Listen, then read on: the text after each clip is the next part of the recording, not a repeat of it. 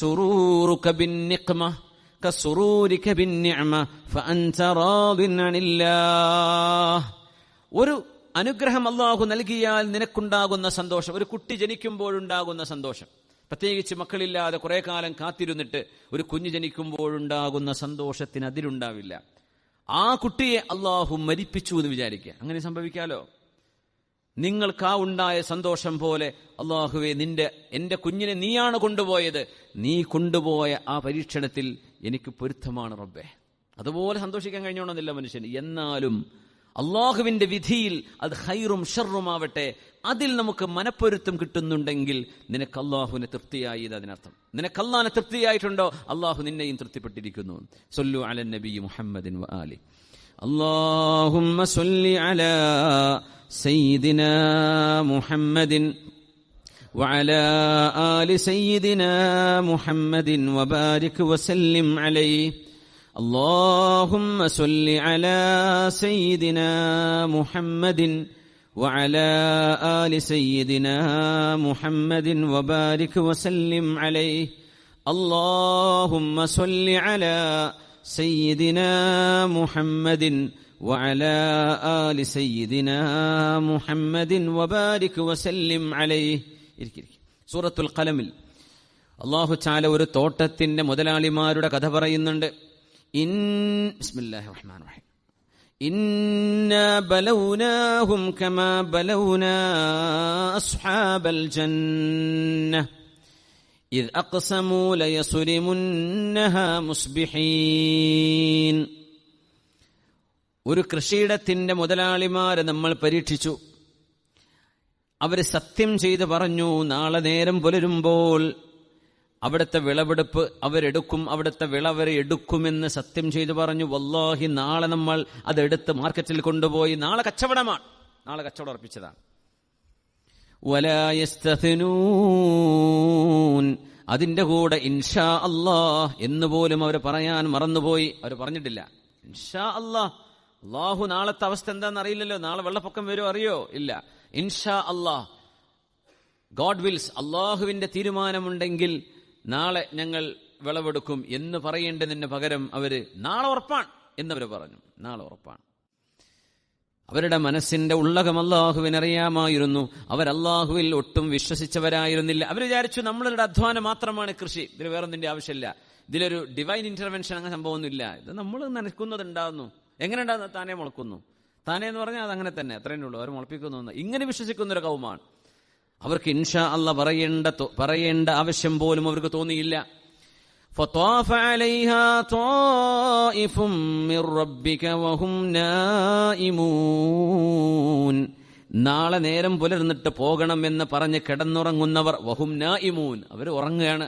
ഉറങ്ങി എണീറ്റിട്ട് വേണം അവർ തോട്ടത്തിലേക്ക് പോകാൻ. അവർ ഉറങ്ങിക്കൊണ്ടിരിക്കുന്ന സമയം ഫത്വാഫ അലൈഹാ ത്വായിഫും മിർ റബ്ബിക, അള്ളാഹു അവർക്കൊരു ആ തോട്ടത്തിന് അള്ളാഹുവിന്റെ ഒരു ശിക്ഷ വന്നു, പരീക്ഷണം വന്നു.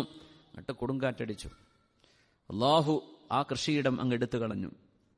ഫഅസ്ബഹത് കസ്സരീം ഫതനാദൗ മുസ്ബിഹീൻ അനിഗ്ദു അലാ ഹർസികും ഇൻ കുൻതും സാലിമീൻ. അവർ തോട്ടത്തിലേക്ക് പോകുമ്പോൾ അറിയുന്നില്ല അള്ളാഹുവിന്റെ പരീക്ഷണം അവിടെ വന്നു കിടക്കുകയാണെന്ന്. ഫഅസ്ബഹത് കസ്സരീം, ഒരിക്കലും കൃഷിയോഗ്യമല്ലാത്ത വിധം ആ തോട്ടം, ആ മണ്ണ്, ആ വയല് മാറിക്കഴിഞ്ഞിട്ടുണ്ട്.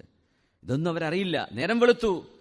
ഫതനാദൗ മുസ്ബിഹീൻ, രാവിലെ എന്നാ പോവല്ലേ, എല്ലാവരും എത്തിയോ, എല്ലാവരും റെഡിയാണോ, ഇറങ്ങല്ലേ എന്ന് പറഞ്ഞ് പരസ്പരം അവർ വിളിച്ചു പറയാൻ തുടങ്ങി രാവിലെ നേരം വെളുത്തപ്പോ. എന്നിട്ട് എന്താ പറയുന്നത്? അനിഗ്ദു അലാ ഹർസികും ഇൻ കുൻതും സ്വാരിമീൻ, വിളവെടുക്കല്ലേ, എല്ലാവരും കൃഷിയിടത്തേക്ക് വരൂ എന്നവർ പറഞ്ഞു. അതിന്റെ കൂടെ ഒരു കാര്യം കൂടെ പറഞ്ഞതാണ് അല്ലാഹുവിടെ എടുത്തു പറയുന്നത്. ഫൻതലഖൂ വഹും യതഖാഫതൂൻ, അടക്കം പറഞ്ഞുകൊണ്ടാണ് അവരിങ്ങനെ പോകുന്നത്. മെല്ലെ ഒരു സ്വകാര്യം കൂടെ പറയുന്നുണ്ട്. എന്താണ് പറയുന്നത് അറിയോ? അല്ലാ യദ്ഖുലന്നഹൽ യൗമ അലൈക്കും മിസ്കീൻ. പിന്നെ നമ്മൾ അവിടെ നിന്ന് ഇതൊക്കെ വിളവെടുത്ത് പോരുമ്പോ പല മിസ്കിന്മാരും ഞങ്ങൾക്കും തരുമോ, ഒരു കൊട്ട അല്ലെങ്കിൽ ഒരു കീസ് തരുമോ, പച്ചക്കറി തരുമോ, അല്ലെങ്കിൽ ഫ്രൂട്ട്സ് തരുമോ, അല്ലെങ്കിൽ അരി തരുമോ എന്നൊക്കെ ചോദിച്ച് മിസ്കിന്മാര് വരുവേ. ഒരൊറ്റ മിസ്കിനും കൊടുക്കരുത്, ഇത് മുഴുവൻ നമ്മൾ മാർക്കറ്റിൽ എത്തിച്ച് കാശാക്കും. അതുകൊണ്ട് അവർ പറഞ്ഞു, പിന്നെ ഒരൊറ്റ മിസ്കീന്മാരോട് ഒരു കാരുണ്യം കാണിക്കേണ്ട കേട്ടോ, അത് നമ്മുടേതാണ്, നമ്മൾ മാത്രം എടുത്താൽ മതി, ആർക്കും കൊടുക്കരുത്. വഹും യതഖാഫതൂൻ, അവരടക്കം പറയുന്നുണ്ടായിരുന്നു. അങ്ങനെയാ പോകുന്നത്. വഗദൗ അലാ ഹർദിൻ ഖാദിരീൻ ഫലമ്മാ റഔഹാ ഖാലൂ ഇന്നാ ലദാല്ലൂൻ. സുഭിക്ഷമായി നിൽക്കുന്ന ആ ഒരു കൃഷിയിടത്തിലേക്കാണ് അവർ ഓടിച്ചെല്ലുന്നത്. ചെന്നപ്പോഴാണ് കാണുന്നത്, പടച്ചവനെ, ഞങ്ങളുടെ തോട്ടം എവിടെ? ബൽ നഹ്നു മഹ്റൂമൂൻ, അല്ല, ഇതെന്തേ സംഭവിച്ചത്? ആരാണ് ഞങ്ങൾക്കിത് നിഷേധിച്ചു കളഞ്ഞത്? അപ്പോ ഖാല ഔസതുഹും, അവരിലെ മിഡിൽ ക്ലാസ്സിലുള്ള ആളുകൾ പറഞ്ഞു, എക്സ്ട്രീമുകളല്ല, മിത സ്വഭാവമുള്ള ആളുകൾ, അലം അഖുൽ ലകും ലൗലാ തുസബ്ബിഹൂൻ, ഞാൻ നിങ്ങളോട് ഓർമ്മപ്പെടുത്തിയിട്ടില്ലായിരുന്നോ സുബ്ഹാനല്ലാഹ് എന്ന് പറയണമെന്ന്, അള്ളാഹുവിനെ പുകഴ്ത്തണമെന്ന്, ഇത് അള്ളാഹുവിൻ്റെതാണ്, ഇത് പടച്ചതമ്പുരാന്റേതാണ് എന്ന് പറഞ്ഞിട്ടില്ലായിരുന്നോ? നിങ്ങൾ ആരെങ്കിലും പറഞ്ഞോ? അള്ളാഹുവിന് വേണ്ടി ഒരു മിസ്കീന് വന്നാൽ അള്ളാഹു കൂലി തരും, നമുക്ക് കുറച്ചെന്തെങ്കിലും മിസ്കീന്മാർക്ക് കൊടുക്കണം, അങ്ങനെ ആരെങ്കിലും പറഞ്ഞോ? ആരും പറഞ്ഞില്ലല്ലോ. ഖാലൂ, അപ്പ അവര് പറഞ്ഞു, സുബ്ഹാന റബ്ബിനാ ഇന്നാ കുന്നാ ളാലിമീൻ, അള്ളാഹുവേ നീ പരിശുദ്ധനാണ്, ഞങ്ങൾ തെറ്റുപറ്റിയവരാണ് റബ്ബേ, ഞങ്ങൾക്ക് തെറ്റുപറ്റി. അന്നേരം അവർ പറഞ്ഞു. ദൈവനിഷേധിയായ പടച്ചവനെ നിഷേധിച്ച് ജീവിക്കുന്ന ഒരു വാപ്പയും ഒരു ഉമ്മയും, മകള് മെഡിസിൻ പഠിച്ചവൾ ഡോക്ടറാണ്, വാപ്പയും ഉമ്മയും നല്ല സൗകര്യത്തിൽ ജീവിക്കുന്ന ആളുകളാണ്. പക്ഷെ രണ്ടാൾക്കും നിസ്കാരമില്ല, പടച്ചോനുമില്ല, ആഖിറുമില്ല, ഒന്നുമില്ല. അങ്ങനെയാണ് മക്കളെ വളർത്തിയത്, അങ്ങനെയാണ് അവർ ജീവിക്കുന്നതും. ആ മക്കൾക്ക് ബ്ലഡ് ക്യാൻസർ വരുന്നു. അവർ പുറം വെസ്റ്റേൺ കൺട്രീസിൽ ഒരു സ്ഥലത്താണ് കൊണ്ടുപോവുകയാണ്. ഒരുപാട് കാശ് ചെലവഴിച്ചു. ട്രീറ്റ്മെന്റ് നടക്കുന്നുണ്ട്, ഒരു ഫലവും കാണുന്നില്ല. അപ്പോഴാണ് ഒരാൾ വന്ന് പറഞ്ഞതേ, അല്ല, ഇത് അള്ളാഹു നൽകുന്നൊരു പരീക്ഷണമാവാൻ സാധ്യതയല്ലേ, ഒന്ന് നിസ്കാരക്കം തുടങ്ങിക്കൂടെ, ഒന്ന് അള്ളാഹുവിനോട് ദുആ ചെയ്തുകൂടെ ഇത് മാറ്റിത്തരാൻ? വെറുതെ ഒരാൾ പറഞ്ഞതാ. അയാൾക്ക് തോന്നി എല്ലാ വഴികളും അടഞ്ഞിരിക്കുകയാണ്. മകളാണെങ്കിലോ ജീവനായ മകളാണ്, വേറൊരു കുട്ടി അവർക്കില്ല, ഈ ഒറ്റ മോളേ ഉള്ളൂ. ആ മോള് മരണത്തിലേക്ക് നീങ്ങുന്നത്, യൗവനത്തിൽ നീങ്ങുന്നു, അത് നല്ല പഠിച്ച് പാസ്സായ മോളാണ്. മരിക്കാൻ പോകുന്നത് ഇങ്ങനെ വാപ്പയുമ്മയും കാണുന്ന നേരത്താണ് ഖാലൂ സുബ്ഹാന റബ്ബിനാ ഇന്നാ കുന്നാ ളാലിമീൻ. അപ്പോഴവർക്കൊരു ഓർമ്മ വന്നു, എന്നാ പിന്നെ അങ്ങനെ ആദ്യമായിട്ട് പള്ളിക്കാർ നിസ്കരിച്ചു മുമ്പ്. പിന്നെ ഭാര്യയോട് പറഞ്ഞു, ഹിജാബ് കെട്ടൊക്കെ ഇങ്ങനെ കാണിച്ചു കൊടുത്ത് നടക്കണ്ട, ഒന്ന് ഒളിയിലും മറയിലൊക്കെ ജീവിച്ചോ, ഒന്ന് ശരീരമൊക്കെ ഒന്ന് മറച്ചേക്ക്. അവളും നന്നായി, നിസ്കാരം തുടങ്ങി, മോളും നന്നായി. അത്ഭുതകരമായി എന്ന് പറയട്ടെ, ആ കുട്ടീൻ്റെ അസുഖം മാറി. ആ കുട്ടിയെ പിന്നെ കല്യാണം കഴിച്ചു കൊടുക്കുകയും ചെയ്തു. ഇത് നമ്മളറിയുന്ന കേരളത്തിലെ സംഭവമല്ല കേട്ടോ. അതുകൊണ്ട് ഒരു മലയാളി നിങ്ങൾക്ക് പരിചയം ഉണ്ടാവില്ല ഈ സംഭവവുമായി ബന്ധപ്പെട്ട്. പക്ഷെ ഇത് സംഭവിച്ചൊരു യാഥാർത്ഥ്യമാണ്. അവരിന്നും റാഹത്തിൽ ജീവിക്കുന്നുണ്ട്. അള്ളാഹു ആ കുടുംബത്തെ, ആ വാപ്പ പറയും, എന്റെ മകൾക്ക് ഇങ്ങനെ അസുഖം വന്നില്ലായിരുന്നെങ്കിൽ ഞാനൊരു ദൈവനിഷേധിയായി ഇങ്ങനെ മരിച്ചുപോയേനെ. അള്ളാഹു ആ ഒരു ഉപദ്രവം അള്ളാഹു എനിക്ക് തന്നത് അന്നാഫിഅ, എനിക്ക് ഉപകാരം ചെയ്യാനാണ്. അതുകൊണ്ടാണ് അള്ളാഹു ഉപദ്രവം തരും, പ്രയാസം തരും. എന്തിന്?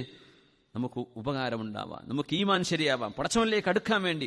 മകളിലൂടെ അള്ളാഹു താല വാപ്പയെ അടുപ്പിച്ചു, ഉമ്മയെ അടുപ്പിച്ചു, ആ കുടുംബം നന്നായിപ്പോയി. അള്ളാഹു അത്ഭുതകരമായ കുട്ടിക്ക് ശിഫയും കൊടുത്തു. നോക്കണം, അള്ളാഹുവിന്റെ ചില രീതികൾ അങ്ങനെയാണ്. അപ്പൊ ഇവരോട് പറഞ്ഞു, നിങ്ങൾ എന്തേ സുബ്ഹാനല്ലാഹ് പറയാതിരുന്നത്? അപ്പൊ അവർക്ക് നഷ്ടപ്പെട്ടു പോയി. ഇനി 2 കൊല്ലത്തിനൊന്നും ആലോചിക്കാനില്ല. ഇതൊക്കെ നന്നാക്കി എടുത്തിട്ട് വേണം അടുത്ത വിളയിടാൻ. അപ്പൊ അവർ പറഞ്ഞു, സുബ്ഹാന റബ്ബിനാ ഇന്നാ കുന്നാ ളാലിമീൻ ഫഅഖ്ബല ബഅ്ദുഹും അലാ ബഅ്ദിൻ യതലാവമൂൻ. അങ്ങനെ പരസ്പരം അവർ തന്നെ ആക്ഷേപിക്കാൻ തുടങ്ങി. നീയാണ് കുഴപ്പക്കാരൻ, നീയാണ് യുക്തിവാദിയായത്, നീയല്ലേ പടച്ചോനില്ല എന്ന് പറഞ്ഞ്, നീയല്ലേ ഇത് വേണ്ടാന്ന് പറഞ്ഞ്, നീയല്ലേ മിസ്കിന്മാരെ കൊണ്ടുവരണ്ടെന്ന് പറഞ്ഞത്. അങ്ങോട്ടും ഇങ്ങോട്ടും പരസ്പരം യതലാവമൂൻ, അവർ ആക്ഷേപിക്കാൻ തുടങ്ങി. ഖാലൂ യാ വൈലനാ ഇന്നാ കുന്നാ ത്വാഗീൻ. അവര് പറഞ്ഞു, ഞങ്ങളുടെ നാശമേ, ഞങ്ങളാണ് തെറ്റ് ചെയ്തു പോയത്. അസാ റബ്ബുനാ അൻ യുബ്ദിലനാ ഖൈറൻ മിൻഹാ ഇന്നാ ഇലാ റബ്ബിനാ റാഗിബൂൻ. അസാ റബ്ബുനാ അൻ യുബ്ദിലനാ ഖൈറൻ മിൻഹാ, നമുക്ക് നഷ്ടമായ ഈ തോട്ടത്തിനു പകരം അള്ളാഹു ഖൈറായത് നമുക്ക് പകരം തന്നേക്കാം. ഇന്നാ ഇലാ റബ്ബിനാ റാഗിബൂൻ, നമ്മൾ നമ്മുടെ രക്ഷിതാവായ അല്ലാഹുവിനെ ആശിക്കുകയാണ്, അല്ലാഹുവിൽ പ്രതീക്ഷയർപ്പിക്കുകയാണ്. കദാലികൽ അദാബ്, ആ ആയത്താണ് നമ്മുടെ വിഷയം കിടക്കുന്നത്. കദാലികൽ അദാബ് വലഅദാബുൽ ആഖിറതി അക്ബറു ലൗ കാനൂ യഅലമൂൻ. കദാലികൽ അദാബ്, ഇങ്ങനെയാണ് ശിക്ഷ വരുന്നത്, ഇങ്ങനെയാണ് ശിക്ഷ. എന്തേ ഉണ്ടായത്? ആ ശിക്ഷ കൊണ്ട് ആ തോട്ടത്തിന്റെ മുതലാളിമാർ നന്നായി, അവർ അല്ലാഹുവിലേക്ക് മടങ്ങി, അവർ പശ്ചാത്തപിച്ചു. ആ പശ്ചാത്താപം ഉണ്ടാവാൻ കാരണം ഒരു പരീക്ഷണമാണ്. എത്ര ആരോഗ്യത്തിൽ ജീവിക്കുന്ന ആളുകളുണ്ട്, പെട്ടെന്ന് ക്യാൻസറാന്ന് കേൾക്കുന്നു. അതുവരെ ഒരു നിലക്കും ദീൻ പരിഹാസമായിരിക്കും അവർക്ക്, അള്ളാഹു തമാശയായിരിക്കും അവർക്ക്, പരലോകം അങ്ങനൊന്നും ഇല്ലാന്ന് അവർക്ക് പറയാൻ താല്പര്യം. അങ്ങനെ ജീവിക്കുന്ന മനുഷ്യന് അള്ളാഹു വലിയൊരു അസുഖം കൊണ്ട് പരീക്ഷണം കൊടുത്താൽ താനെ നന്നാവും, തിരിച്ചു വരും, ഖേദിക്കും, പൊട്ടിക്കരയും, പിന്നെ കുറെ കുറ്റം പറയും. അയാളുടെ പ്രസംഗം കേട്ടിട്ട് ഞാൻ അങ്ങനെ ആയിപ്പോയത്, ആ മനുഷ്യനെ എന്നെ പഠിപ്പിച്ചത് അയാളാണ്, പടച്ചോനില്ല എന്ന് എന്നെ പാടി പഠിപ്പിച്ചത്. പിന്നെ അവരോടൊക്കെ ആക്ഷേപിക്കാൻ തുടങ്ങും, അവരെ കുറ്റം പറയും, ഇവരെ കുറ്റം പറയും. പക്ഷേ നന്നാവാനുള്ള അവസരം അല്ലാഹു നൽകുന്നത് ഖദാലികൽ അദാബ്, ഒരു അദാബ് വരുമ്പോഴാണ്. ഒരു അദാബ് വരുമ്പോഴായിരിക്കും അല്ലാഹുവിലേക്ക് അടുക്കാൻ കഴിയുക. അല്ലാതെ ഒന്നും, ചില ആളുകൾ അങ്ങനെയാണ്, കണ്ടുപിടിക്കും, ചില ആളുകൾ കൊണ്ടേ പഠിക്കും. ചില ആളുകൾക്ക് പരീക്ഷണങ്ങൾ വന്നാലേ നന്നാവും, അതുവരെ പോകും. അല്ലാഹു തആല വിട്ടുകൊടുക്കാൻ, നന്നായിക്കോ നന്നായിക്കോ എന്ന് പറഞ്ഞ അവസരങ്ങൾ ഒരുപാട് അല്ലാഹു തആല കൊടുക്കും, അല്ലേ? കൊറോണയുടെ സമയത്തൊക്കെ മരണത്തിൽ നിന്ന് ജീവിതത്തിലേക്ക് പോകുന്ന എത്ര ആൾക്കാരുണ്ട്?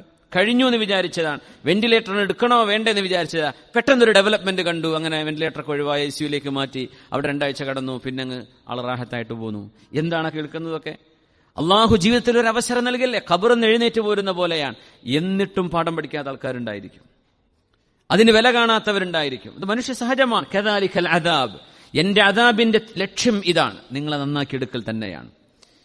വലഅദാബുൽ ആഖിറതി അക്ബറു ലൗ കാനൂ യഅലമൂൻ, നാളെ പരലോകത്ത് വരാനുള്ള ശിക്ഷ ഇങ്ങനെയൊന്നുമല്ല, അക്ബർ, അത് ഭയാനകമാണ്, അത് ഈസിയല്ല, അത് നീങ്ങിപ്പോവില്ല, അത് അങ്ങനെ തന്നെ ഉണ്ടായിരിക്കും കൂടെ.